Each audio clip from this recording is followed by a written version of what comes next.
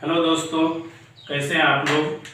आज आप लोगों को बिहार विद्यालय परीक्षा समिति पटना द्वारा जो है डीएलएड करवाया जाता है और इसमें जो है ज्वाइंट एग्जामिनेशन जो कि 2023 में शेड्यूल निकाला गया है और उन अभ्यर्थियों के लिए यह एक सुनहरा अवसर है जिन्होंने मैट्रिक या इंटर और उसके समकक्ष जो है अपना क्वालिफिकेशन पा लिए हैं। तो उनको जो एक सुनहरा अवसर दिया है बिहार विद्यालय परीक्षा समिति पटना ने कि वो 2 वर्षों का डीएलएड कर सकता है। ठीक है, इसके लिए क्या हो रहा है, इसके लिए जो है प्रतियोगिता परीक्षा का आयोजन किया जा रहा है। ठीक है, तो सबको हम पुनः धन्यवाद देते हैं और स्वागत करते हैं पुनः Supriya all subject online class में। आज आप लोग को हम ये वीडियो में जितने भी चीज जरूरी हैं उनको इसमें कंप्रोमाइज करने का कोशिश किया है।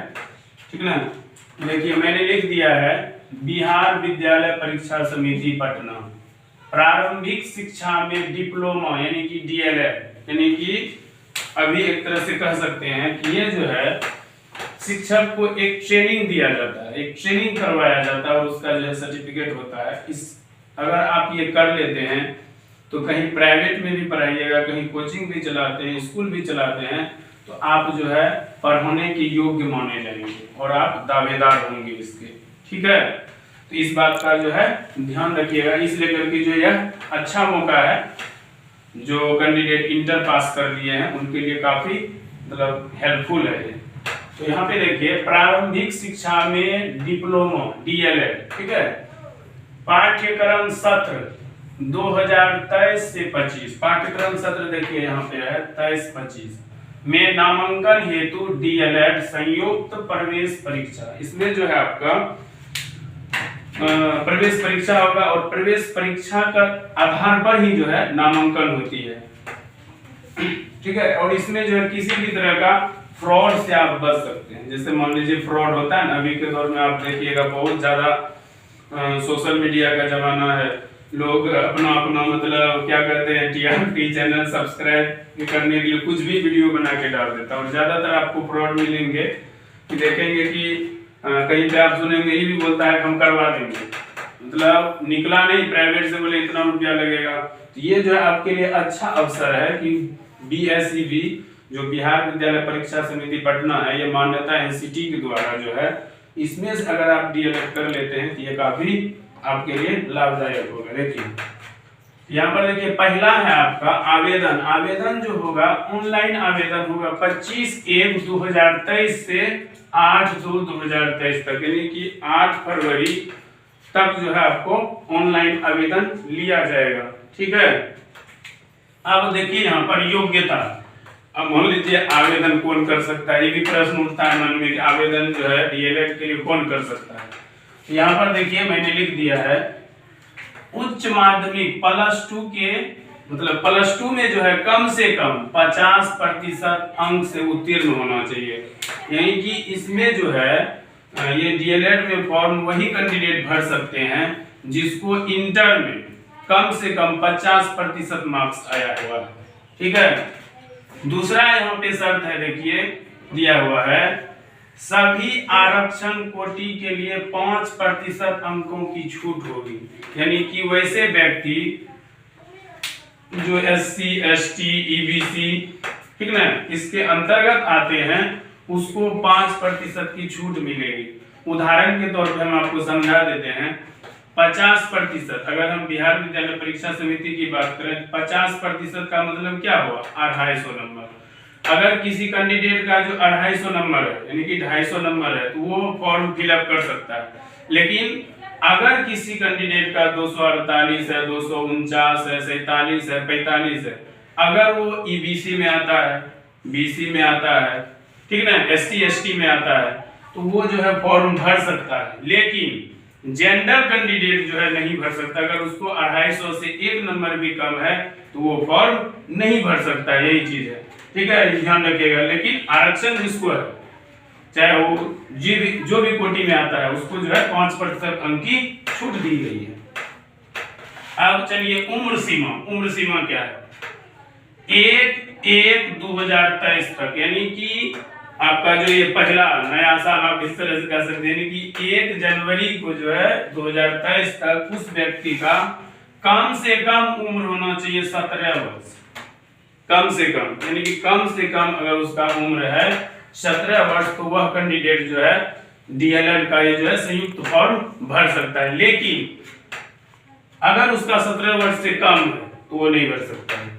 उसके बाद अधिकतम उम्र की कोई सीमा नहीं है, यानी कि 17 वर्ष से अधिक आपका जितना भी उम्र है वो भरना चाहता है भर सकता है, अधिकतम की कोई सीमा नहीं दिया गया है।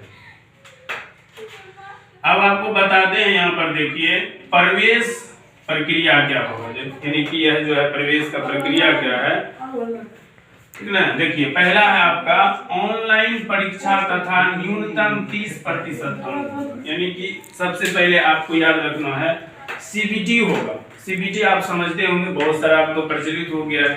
सीबीटी का मतलब हुआ कंप्यूटर बेस्ड टेस्ट, यानी कि कंप्यूटर आधारित परीक्षा होगा, ठीक ना, ऑनलाइन होगा परीक्षा। और उसमें से आप जैसे आगे आपको बताएंगे टोटल आप 120 नंबर का एग्जाम दीजिएगा, 120 अंक होगा और 120 अंक में आपको 30% अंक लाना होगा पास करने के लिए। आगे बढ़ेंगे परीक्षा शुल्क। देखिए कहता है परीक्षा शुल्क यूआर यानी कि जेंडर, ठीक ना, बीसी पिछड़ा वर्ग अत्यंत पिछड़ा वर्ग ईबीसी, इसके लिए 960 रुपया दिया गया है। अगर आप जनरल में है, बीसी में है, ईबीसी में है तो उसको 960 रुपया पर कैंडिडेट को अप्लाई करने में लगेगा, ठीक है। उसके बाद है आपका एससी और एसटी, यानी कि आप जानते हैं एससी एसटी हो गया कौन जी, अनुसूचित जाति अनुसूचित जनजाति के लिए जो है 760 रुपया लगेगा, एससी एसटी के लिए 760 रुपया लगेगा। आगे बढ़ेंगे, इसमें है परीक्षा में कुल अंक। अब देखिए ये जो परीक्षा आप दीजिएगा ज्वाइंट डीएलएड एंट्रेंस जो एग्जाम होगा, इसमें जो है आपका होगा इस परीक्षा में जो है कुल 120 अंक होंगे, यानी कि इस परीक्षा में आपको टोटल 120 प्रश्न होंगे, ठीक है। अब आता है कि परीक्षा की अवधि क्या होगी, यानी कि परीक्षा जो 120 अंक का होगा उसका टाइम क्या होगा। तो टाइम हम आपको बता देते हैं, इस परीक्षा की अवधि 150 मिनट यानी कि 2 घंटा 30 मिनट का परीक्षा होगा, ठीक है। और इसमें जो है अगर आपका मान लीजिए कि 120 अंक की जो परीक्षा दीजिएगा, इसमें जो है अगर आपसे गलतियां होती है तो गलत के लिए जो है नेगेटिव मार्किंग नहीं है, यानी कि प्रत्येक सही उत्तर के लिए आपको 1 अंक दिया जाएगा।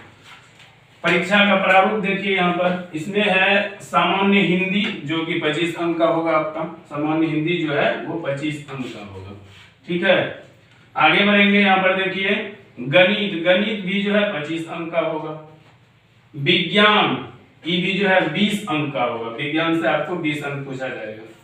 सामाजिक विज्ञान जो है 20 अंक का होगा और सामान्य अंग्रेजी भी जो है वह 20 अंक का होगा। और तार्किक बौद्धिक क्षमता यानी कि विश्लेषणात्मक प्रश्न जो होंगे वो 10 अंक के होंगे। तो इसको जब टोटल कीजिएगा, देखिए 120 अंक हम यहाँ पर लिख भी दिए हैं और नीचे में लिखे हैं प्रत्येक सही उत्तर के लिए 1 अंक दिए जाएंगे, ठीक ना। और नेगेटिव मार्किंग जो है आपका नहीं है, पहले हम बता चुके हैं नेगेटिव मार्किंग नहीं है। 9 नंबर में देखिए अपलोड प्रमाण पत्र, यानी कि कौन कौन से डॉक्यूमेंट्स आपको जो है ऑनलाइन जब आप कीजिएगा तो उस समय जो किसको कौन कौन से डॉक्यूमेंट्स जो आपको अपलोड करना पड़ेगा वो देखिए। पहला है मैट्रिक का जो है ना अंक पत्र अपलोड करना पड़ेगा।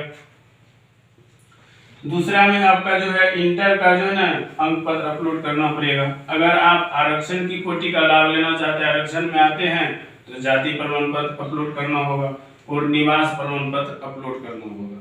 ये सभी डॉक्यूमेंट्स जो आपको अपलोड करना होगा। अगर आप बीसी ईबीसी के अंतर्गत आते हैं तो आपको जो है क्रीमी लेयर रहित यानी कि ओबीसीएल नहीं कि एनसीएल आपको नॉन क्रिमिनल जो है बना करके अपलोड करना पड़ेगा, ठीक है। उसके बाद अभी के दौर में तो आप जान भी करते हैं कि अगर कोई भी फॉर्म अप्लाई करते हैं तो उसके लिए जो है आपको मोबाइल नंबर और ईमेल आईडी जरूरी है। किसी भी मतलब फॉर्म को अगर हम फिलअप करेंगे तो ये चीज जरूरी है, क्योंकि उस पर ओटीपी जाता है, उसके बाद वेरीफाई होने के बाद ही प्रोसेस आगे बढ़ती है। तो ये था आपका जो है डीएलएड, बिहार विद्यालय परीक्षा समिति द्वारा जो डीएलएड कराया जा रहा है 2023 में संयुक्त प्रवेश परीक्षा के बारे में आपको बताया। और यह एक सुनहरा अवसर है उन कैंडिडेट के लिए जो इंटर पास कर चुके हैं और अगर आगे की ओर बढ़ना चाहते हैं, जॉब की तलाश में है, तो ये जो है काफी अच्छा मौका है। अगर वो 2023 में एडमिशन ले लेते हैं तो 25-26 तक में जो है आपका डीएलएड क्लियर हो जाएगा और आगे सीटेट या टेट क्वालिफिकेशन के बाद आप जॉब के लिए एलिजिबल हो जाएंगे। तो आज के वीडियो में आप लोगों को मैंने डीएलएड के बारे में बताया। इसकी मतलब जो है अभी ऑनलाइन हो रहा है, इसीलिए मैंने यह वीडियो बनाकर डालना उचित समझा। तो आज के वीडियो में बस यही तक। थैंक्स।